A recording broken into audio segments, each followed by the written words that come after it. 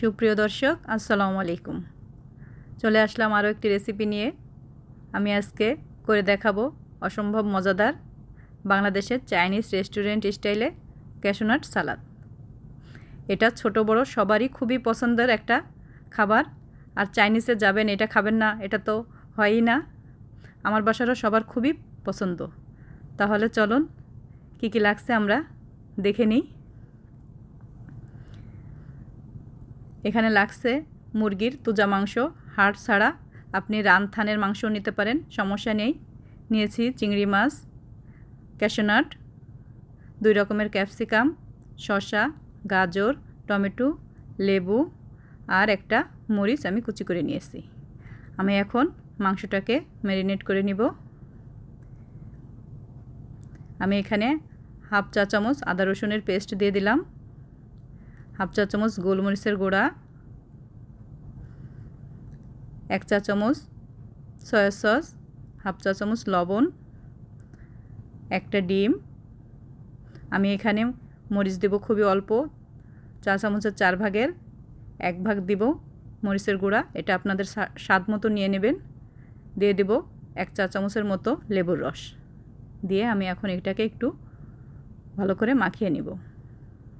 আমি এই সব একই উপকরণ দিয়ে চিংড়ি মাছটাও মাখিয়ে নিব। আমি এখন এখানে দিয়ে দিব উঁচু উঁচু 3 টেবিল চামচ কর্নফ্লাওয়ার। আপনারা এখানে চালের গুঁড়াটাও ব্যবহার করতে পারেন যদি কর্নফ্লাওয়ার না থাকে। আমি এখন এটাকে সুন্দর করে মাখিয়ে নিব যাতে মাংস এবং মশলাগুলো, কর্নফ্লাওয়ারগুলো আর কি মাংসের সাথে ভালো করে মিশে যায়।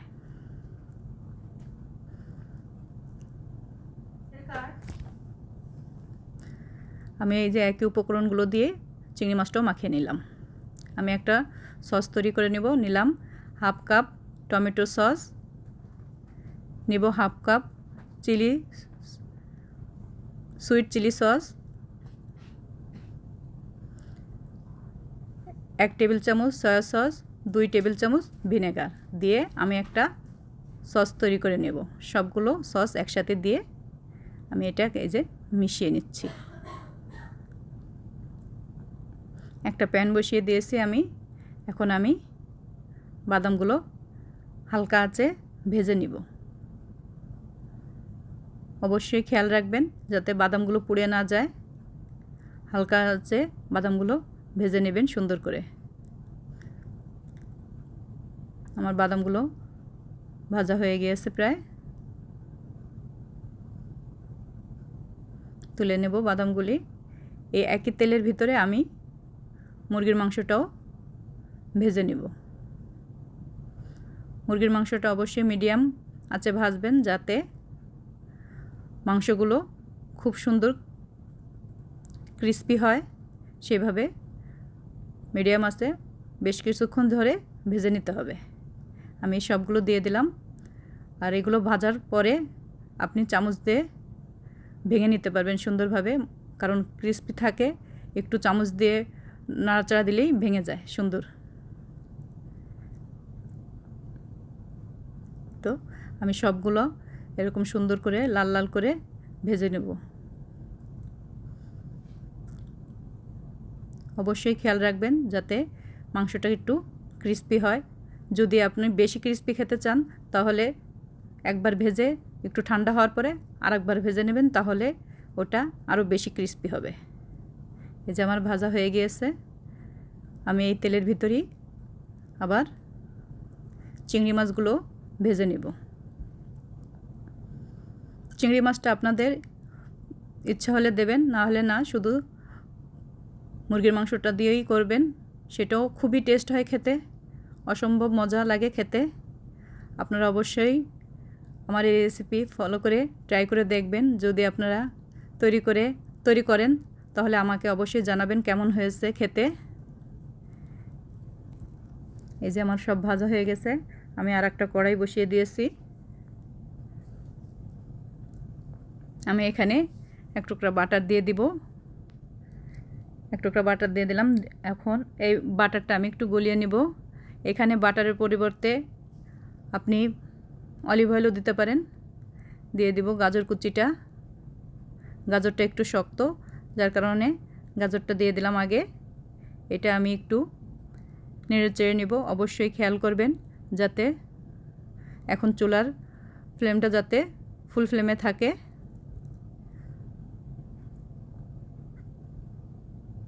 হাই হিটে ভেজে নিতে হবে এটা মিডিয়াম বা লো আঁচে ভাজলে সবজিগুলোর থেকে পানি ছেড়ে দেবে। আমি এখন এখানে ক্যাপসিকাম দিয়ে দিব। আমি 2 রকমের ক্যাপসিকাম দিয়েছি, আপনারা চাইলে 2 রকম 3 রকম আপনাদের পছন্দ মতো দিয়ে নেবেন। এখানে আপনারা পেঁয়াজটাও দিতে পারেন, তবে আমার কাছে মনে হয় পেঁয়াজটা দিলে আমার কাছে সালাদের টেস্টটা অন্যরকম হয়ে যায়, এজন্য আমি পেঁয়াজটা দিলাম না। আপনারা পছন্দ হলে দিবেন। আমি এখন এখানে দিয়ে দেব কেটে রাখা টমেটোটা আমি বিচি ছাড়িয়ে নিয়েছি। শসাটার থেকেও আমি বিচি ছাড়িয়ে নিয়েছি, আপনারা চাইলে বিচি সহও দিতে পারেন, সমস্যা নেই। টমেটোটা দিয়ে আমি আবার একটু নেড়ে চেড়ে নিব।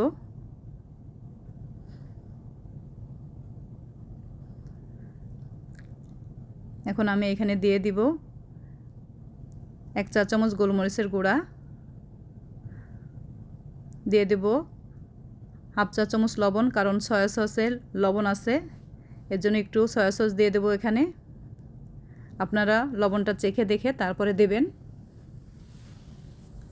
এখন এইটাকে ভালো করে নেড়ে চেড়ে আমি আরেকটু রান্না করে নিব। আমার এখান থেকে একটুও পানি বের হয়নি, দেখেন।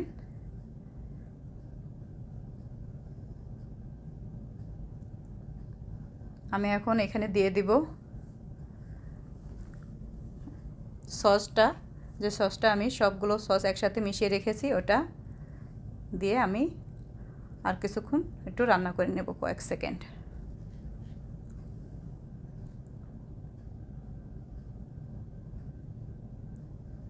সসের সাথে সবজিটাকে ভালো করে মিশিয়ে নিলাম। আমি এখন এখানে দিয়ে দিব ভেজে রাখা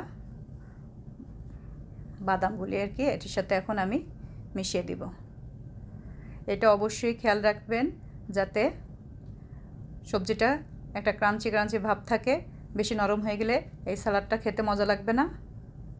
এখন আমি মুরগির মাংসটাও দিয়ে দিলাম। চিংড়ি মাছটা মুরগির মাংসটা একসাথেই রেখেছিলাম, ওটা দিয়ে দিলাম।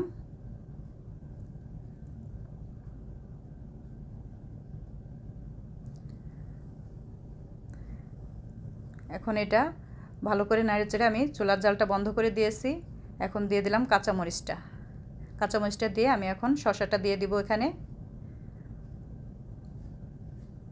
শসাটা দিয়ে আমি ভালো করে নেড়ে চেড়ে নেব এটাকে।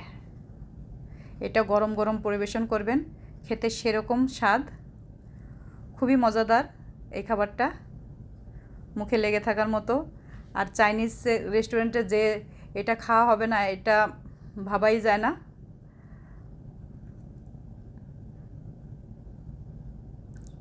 এই তো আমার হয়ে গেছে।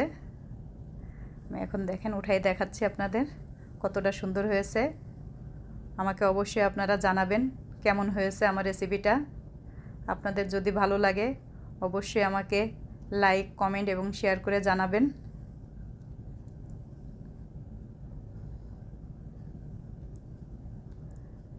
আর আমার চ্যানেলটাকে অবশ্যই আপনারা সাবস্ক্রাইব করে দেবেন। এই দেখেন কতটা সুন্দর হয়েছে, আপনারা সবাই অবশ্যই ট্রাই করে দেখবেন। আমি একটু সাদা তিল ছড়িয়ে দিলাম উপর দিয়ে, দেখেন কত সুন্দর দেখা যাচ্ছে এখন। এই তো আমার রেসিপিটা আজকে এই পর্যন্ত, কেমন হয়েছে অবশ্যই আপনারা জানাবেন। আল্লাহ হাফেজ, আসসালামু আলাইকুম।